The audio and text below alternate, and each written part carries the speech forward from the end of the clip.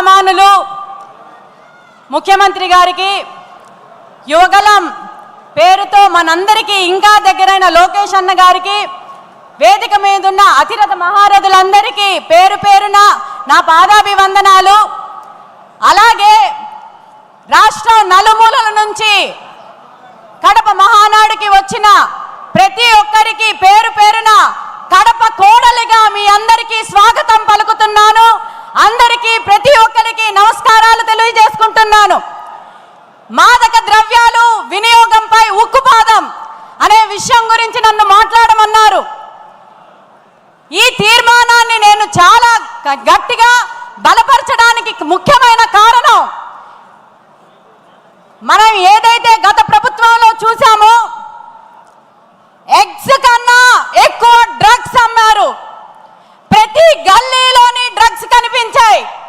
ప్రతి విద్యార్థులు ఎవరైతే ఉన్నారో వాళ్ళకి చాలా సులువుగా డ్రగ్స్ అలవాటు చేసి వాళ్ళ జీవితాల్ని నాశనం చేయడం జరిగింది.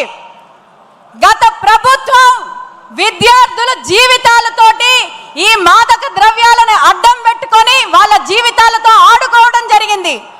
ఇది దృష్టి పెట్టిన ముఖ్యమంత్రి వర్యులు గారు, ఆయన నారా చంద్రబాబు నాయుడు అనే నేను అన్న మాట దగ్గర నుంచి ఫస్ట్ థింగ్ డ్రగ్స్ అరికట్టాలని దృఢ సంకల్పంతో ఈరోజు మనకి anti drug narcotic task force eagle ఏర్పాటు చేశారు.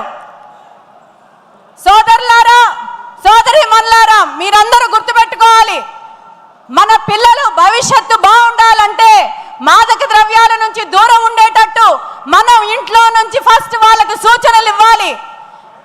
గంజాయి అనేది ఈరోజు విచ్చలవిడిగా రాష్ట్రంలో ప్రతి ఒక్క దగ్గర ఉంది.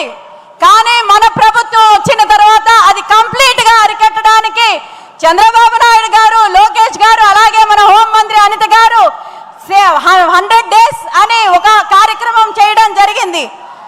మీకు అందరికీ నేను విన్నపం చేసుకుంటున్నాను, ఒక తెలుగు బిడ్డగా మిమ్మల్ని అందరినీ మీకు మళ్ళీ చెప్తున్నాను, దయచేసి పిల్లలు ఎలాంటి భవిష్యత్తులో పెరగాలన్నా కూడా మీరు ఒక దృష్టి సాధించండి. చంద్రబాబు నాయుడు గారు ముఖ్యమంత్రిగా ఎంత మంచి పాలసీలు తీసుకొని వచ్చారో ఈ డ్రగ్స్ని అరికట్టడానికి, గంజాయిని నిర్మూలించడానికి, గంజాయి నిర్మూలించే రహిత ఆంధ్రప్రదేశ్ని మనం నిర్మించాల్సిందిగా ముఖ్యమంత్రి గారికి మరొకసారి నేను విజ్ఞప్తి చేసుకుంటూ,